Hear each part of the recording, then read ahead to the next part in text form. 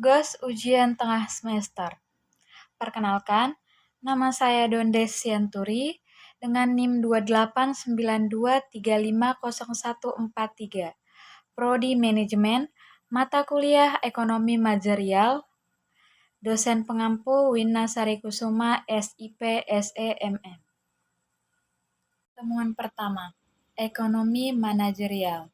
1. Pengertian dan ruang lingkup ekonomi manajerial.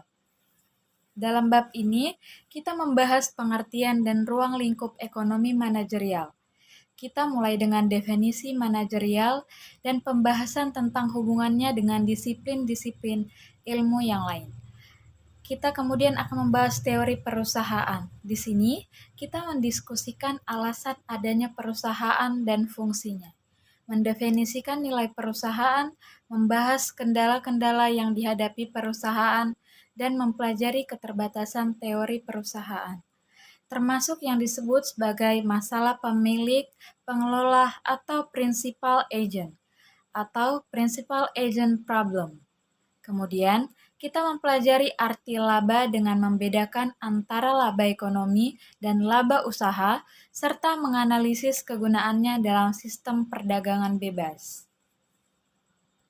Berikutnya, kita mendiskusikan etika bisnis. Terakhir, kita akan membahas pentingnya memperkenalkan dimensi internasional ke dalam ekonomi manajerial untuk menggambarkan globalisasi produksi dan distribusi saat ini. Juga pentingnya penggunaan internet sebagai sumber penting untuk mendapatkan informasi dan data bagi ekonomi manajerial. Dalam lampiran, kita akan meninjau kembali dasar-dasar permintaan, penawaran, dan keseimbangan atau equilibrium. Setiap subbab mencakup satu atau lebih aplikasi kasus dunia nyata yang secara jelas menggambarkan konsep utama yang diperkenalkan dalam subbab yang bersangkutan. Bab ini merupakan bab penting karena bab ini mendefinisikan pokok pembahasan dari ekonomi manajerial, menunjukkan secara jelas hubungannya dengan bidang ilmu lain, dan membahas betapa penting dan relevannya ekonomi manajerial dalam semua situasi dan program pengambilan keputusan bisnis dan ekonomi dalam perekonomian global saat ini. 1. Ruang lingkup ekonomi manajerial. Dalam subbab ini, kita akan mendefinisikan fungsi ekonomi manajerial dan membahas hubungannya dengan teori ekonomi, ilmu keputusan manajerial, dan berbagai area fungsional ilmu administrasi bisnis. Definisi ekonomi manajerial atau managerial economy adalah aplikasi teori, ekonomi, dan perangkat analisis ilmu keputusan untuk membahas bagaimana suatu organisasi dapat mencapai tujuan atau maksudnya dengan cara yang paling efisien. Maksud definisi ini dengan sangat tepat dijelaskan oleh figur 1.1. Masalah keputusan manajemen. Lihat bagian atas figur 1.1. Timbul dalam organisasi apa saja bisa di perusahaan yang mencari laba, organisasi nirlaba, atau seperti rumah sakit atau universitas, atau badan pemerintah pada saat organisasi tersebut berusaha mencapai tujuannya, dengan menghadapi berbagai kendala atau batasan. Sebagai contoh, sebuah perusahaan mungkin berusaha untuk memaksimumkan laba dengan keterbatasan seperti ketersediaan input penting dan kendala-kendala hukum. Rumah sakit mungkin berusaha untuk mengobati pasien sebanyak mungkin dengan standar kesehatan yang cukup, dengan keterbatasan sumber daya fisik, seperti dokter, teknisi, perawat, peralatan, tempat tidur, dan anggaran. Tujuan sebuah universitas negeri mungkin adalah menyediakan pendidikan yang cukup bagi sebanyak mungkin mahasiswa dengan kendala fisik dan keuangan yang dihadapi. Sama halnya badan pemerintah berusaha untuk memberikan pelayanan tertentu atau yang tidak dapat diberikan perusahaan bisnis secara efisien kepada sebanyak mungkin orang dengan biaya serendah mungkin. Untuk semua contoh ini, organisasi menghadapi masalah keputusan manajemen ketika berusaha mencapai tujuan atau maksud tersebut dengan berbagai kendala-kendala yang dihadapinya. Tujuan dan kendala bisa berbeda dari satu kasus ke kasus yang lain, tetapi proses dasar pengambilan keputusannya adalah sama. Keterkaitan dengan teori ekonomi. Suatu organisasi dapat memecahkan masalah keputusan manajemennya dengan menerapkan teori ekonomi dan perangkat ilmu keputusan. Teori ekonomi atau economic theory mengacu pada ekonomi mikro dan ekonomi makro. Teori ekonomi mikro atau mikroekonomik adalah ilmu yang mempelajari tingkah laku ekonomi secara individual sebagai unit pengambil keputusan, seperti konsumen individu, pemilik sumber daya, dan perusahaan bisnis di dalam sistem perdagangan bebas. Ekonomi makro atau makroekonomik sebaliknya adalah ilmu yang membahas tentang output, pendapatan, pekerjaan, konsumsi, investasi, dan harga secara total atau agregat di perekonomian dilihat secara keseluruhan. Meskipun teori atau ekonomi mikro, perusahaan merupakan satu-satunya elemen yang sangat penting dalam ekonomi manajerial. Kondisi ekonomi makro secara umum, seperti tingkat permintaan agregat, tingkat inflasi, dan tingkat bunga, di mana perusahaan beroperasi juga sangat penting. Teori ekonomi berusaha memprediksi dan menjelaskan perilaku ekonomi. Teori ekonomi biasanya dimulai dengan model. Model merupakan abstraksi dari banyak hal kecil yang melingkupi suatu kejadian dan mencari untuk menentukan beberapa faktor penentu yang paling penting atas suatu kejadian. Sebagai contoh, teori perusahaan mengasumsikan bahwa perusahaan berusaha memaksimumkan laba dan dengan dasar tersebut memprediksi beberapa banyak suatu komoditas tertentu harus diproduksi oleh perusahaan pada berbagai bentuk struktur pasar atau organisasi yang berbeda. Meskipun perusahaan mempunyai tujuan-tujuan lainnya, model memaksimalisi laba secara tepat dapat memprediksi perilaku perusahaan, dan oleh karena itu kita menerima model tersebut. Jadi, metodologi ilmu ekonomi atau ilmu pengetahuan secara umum adalah menerima teori atau model apabila dapat memprediksi secara tepat dan bila prediksi tersebut secara logis, mengikuti asumsi-asumsi yang dibuat. Berkaitan dengan ilmu keputusan. Ekonomi manajerial juga berhubungan erat dengan ilmu keputusan atau decision science. Ilmu ini menggunakan perangkat matematika ekonomi dan ekonometri untuk membentuk dan mengestimasi model keputusan yang ditujukan untuk menentukan perilaku optimum perusahaan, yaitu bagaimana perusahaan dapat mencapai tujuannya dengan cara yang paling efisien. Secara spesifik, matematika ekonomi atau mathematical economics digunakan untuk memformalkan, yaitu menggambarkan dalam bentuk persamaan model ekonomi yang dipostulatkan oleh teori ekonomi.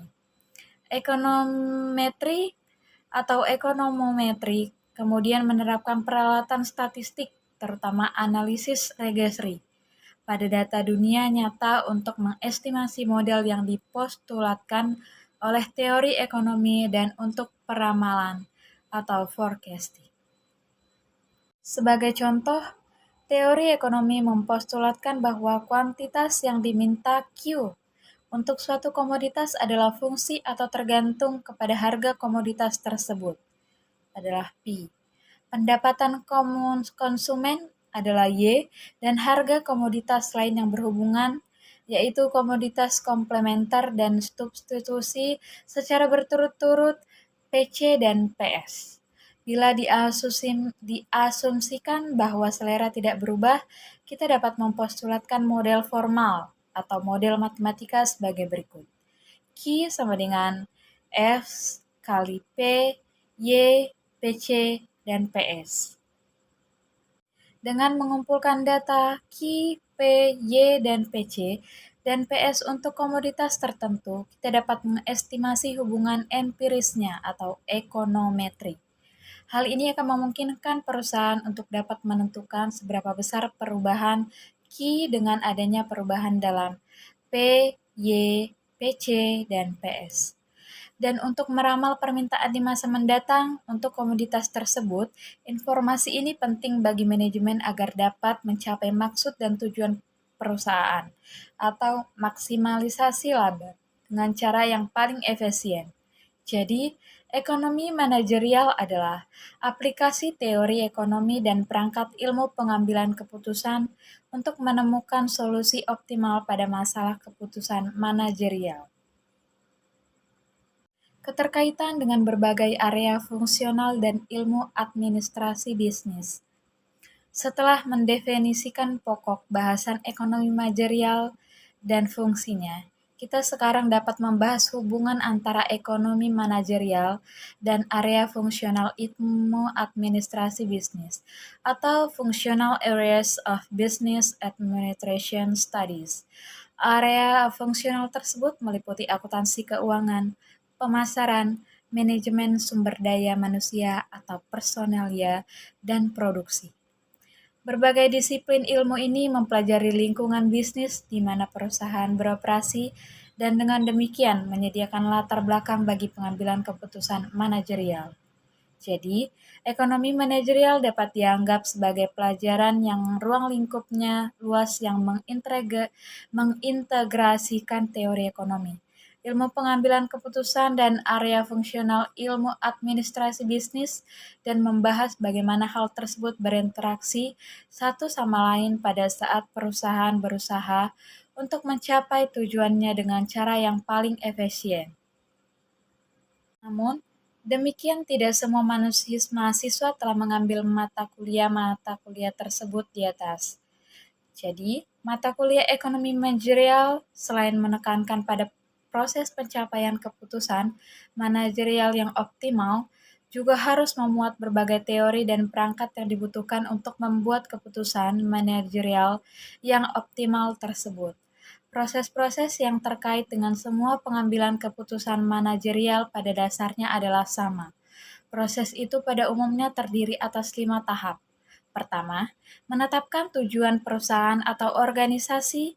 2. Mendefinisikan permasalahan yang dihadapi perusahaan atau organisasi dalam usaha mencapai tujuan tersebut. 3. Mengidentifikasikan berbagai solusi-solusi. 4. Memilih solusi terbaik dan solusi-solusi yang tersedia, dan kemudian 5. Mengimplementasikan keputusan tersebut. Proses-proses ini sekarang direvolusi dengan adanya globalisasi ekonomi dunia dan penggunaan secara luas komputer dan teknologi informasi. Teori perusahaan. Dalam subbab ini, pertama-tama kita akan mempelajari alasan adanya perusahaan dan fungsi-fungsi dasarnya. Kemudian kita akan mendefinisikan nilai perusahaan dan sebagai kendala di mana perusahaan tersebut beroperasi. Terakhir, kita akan mendiskusikan keterbatasan teori perusahaan. Subbab ini merupakan subbab yang paling penting karena teori perilaku perusahaan merupakan pusat dan tema utama ekonomi manajerial. Beberapa alasan adanya perusahaan dan fungsi-fungsinya. Perusahaan atau firm adalah suatu organisasi yang menggabungkan dan mengorganisasikan berbagai sumber daya dengan tujuan untuk memproduksi barang dan jasa untuk dijual. Terdapat jutaan perusahaan di Amerika Serikat. Perusahaan-perusahaan tersebut meliputi perusahaan-perusahaan perorangan atau perusahaan yang dimiliki oleh satu orang. Persekutuan atau kemitraan, perusahaan yang dimiliki oleh 2 atau lebih orang, dan perseroan dimiliki oleh pemegang saham. Perusahaan-perusahaan ini menghasilkan lebih dari 80% dari semua barang dan jasa yang dihasilkan di Amerika Serikat. Sisanya dihasilkan oleh pemerintah dan berbagai organisasi nirlaba, seperti perguruan tinggi swasta, rumah sakit, museum, dan yayasan. Perusahaan ada karena akan menjadi sangat tidak efisien dan mahal bagi pengusaha untuk masuk dan membuat kontrak dengan pekerja dan para pemilik modal, tanah, dan sumber daya lain untuk masuk ke tahap produksi dan distribusi yang terpisah. Sebaliknya, pengusaha biasanya masuk dalam kontrak yang besar dan berjangka panjang dengan tenaga kerja untuk mengerjakan berbagai tugas dengan upah tertentu dan berbagai imbalan kerja lainnya. Kontrak yang umum semacam itu jauh lebih murah ketimbang sejumlah kontrak spesifik dan sangat menguntungkan baik bagi pengusaha maupun pekerja dan pemilik sumber daya yang lain. Perusahaan ada guna menghemat biaya transaksi atau transaction cost semacam itu. Dengan menginternalisasi berbagai transaksi, yaitu dengan menjalankan berbagai fungsi dalam perusahaan. Perusahaan juga menghemat pajak penjualan dan menghindari kontrol harga dan peraturan pemerintah lain yang berlaku hanya untuk transaksi antar perusahaan. Akan tetapi, perusahaan tidak terus berkembang menjadi besar secara tak terhingga oleh karena keterbatasan kemampuan manajemen untuk mengontrol dan mengoperasikan perusahaan secara efektif ketika perusahaan semakin besar. Memang benar bahwa sampai pada saat suatu titik tertentu, perusahaan dapat mengatasi berbagai kelemahan internal karena besarnya perusahaan atau skala disekonomis dengan mendirikan sejumlah divisi semi-otonom, yaitu dengan desentralisasi. Namun akhirnya, meningkatnya lalu lintas komunikasi yang timbul, ditambah dengan semakin jauh jaraknya antara manajemen tingkat atas dengan operasi pada setiap divisi, menimbulkan skala disekonomis yang membatasi pertumbuhan perusahaan. Lebih lanjut, perusahaan akan mencapai titik di mana biaya untuk menyediakan pelayanan tambahan dari dalam perusahaan melebihi biaya untuk membeli pelayanan ini dari perusahaan lain.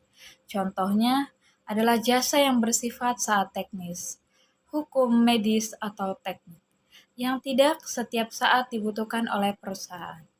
Fungsi perusahaan oleh karena itu adalah membeli sumber daya atau input berupa tenaga kerja, modal, dan bahan mentah untuk diubah menjadi barang dan jasa untuk dijual.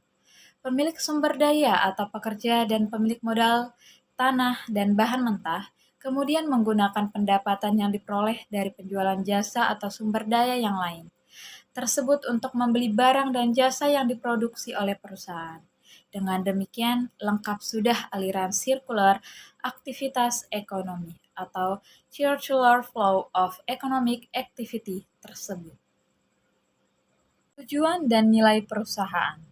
Ekonomi manajerial mulai dengan mempostulatkan teori perusahaan, yang kemudian digunakan untuk menganalisis pengambilan keputusan manajerial. Semula teori perusahaan didasarkan pada asumsi bahwa maksud atau tujuan perusahaan adalah memaksimumkan laba sekarang atau laba jangka pendek. Akan tetapi, berdasarkan pengamatan, perusahaan seringkali mengorbankan laba jangka pendek untuk meningkatkan laba masa depan atau jangka panjang. Beberapa contoh dalam hal ini adalah pengeluaran untuk penelitian dan pengembangan atau litbang, pembelian peralatan baru dan peningkatan kegiatan promosi. Karena baik keuntungan jangka pendek maupun jangka panjang, sangat penting teori perusahaan atau theory of the firm, secara mempostulatkan bahwa maksud atau tujuan utama perusahaan adalah untuk memaksimumkan kekayaan atau nilai perusahaan, atau value of the firm. Hal ini dicerminkan dari nilai sekarang atau present value atas semua keuntungan perusahaan yang diharapkan di masa depan. Keuntungan perusahaan di masa depan harus didiskontonkan ke nilai sekarang karena nilai Rp1 atau $1 keuntungan di masa depan lebih kecil daripada nilai Rp1 atau $1 keuntungan saat ini. Kendala-kendala dalam operasi perusahaan. Kita telah melihat di atas bahwa maksud dan tujuan perusahaan adalah untuk memaksimumkan kekayaan atau nilai perusahaan. Namun demikian, dalam upaya melakukan hal ini, perusahaan menghadapi banyak kendala. Beberapa kendala itu timbul dari keterbatasan ketersediaan input-input penting. Khususnya perusahaan mungkin tidak akan mampu merekrut tenaga ahli sebanyak diperlukan, terutama jangka pendek. Sama halnya, perusahaan mungkin tidak mampu. Terbatasan teori perusahaan. Teori perusahaan yang mempostulatkan bahwa maksud dan tujuan perusahaan adalah memaksimumkan kekayaan atau nilai perusahaan telah dikritik karena terlalu sempit dan tidak realistis. Sebagai gantinya, beberapa teori yang lebih luas tentang perusahaan telah dikemukakan. Yang paling menonjol adalah model yang mempostulatkan bahwa tujuan utama perusahaan adalah memaksimalisasi penjualan, memaksimalisasi utilitas manajemen, dan perilaku pemuasan. Oliver Williamson dan yang lainnya memperkenalkan model maksimisasi utilitas manajemen yang mempostulatkan bahwa dengan datangnya perusahaan modern yang berdampak pada pemisahan antara manajemen dengan kepemilikan, manajer lebih tertarik memaksimumkan kepuasan atau utilitas mereka, tingkat kontrol perusahaan, kantor yang mewah, dan lain-lain, daripada memaksimumkan keuntungan perusahaan. Hal ini dinyatakan sebagai masalah. Sifat dan fungsi laba. Laba usaha versus laba ekonomi. Bagi masyarakat umum dan komoditas bisnis, laba bisnis atau laba usaha atau business profit mengacu pada pendapatan perusahaan dikurangi biaya eksplisit atau biaya akuntansi perusahaan.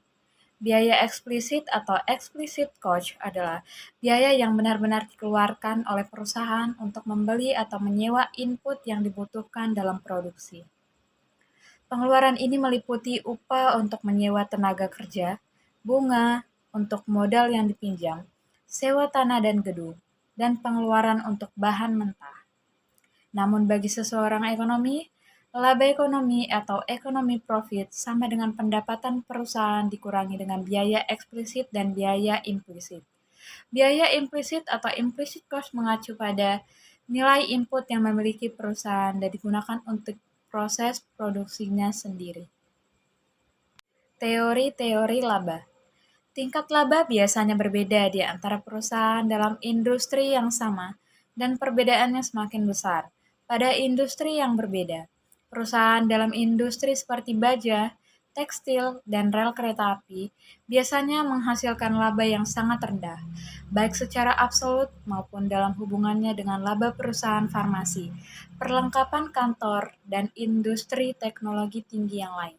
Beberapa teori berusaha untuk menjelaskan perbedaan ini adalah: 1. Teori laba dalam menghadapi resiko. 2. Teori laba monopoli. 3. Teori laba inovasi. 4. Teori laba efisiensi manajerial. 5. Teori laba karena pergesekan. Fungsi laba.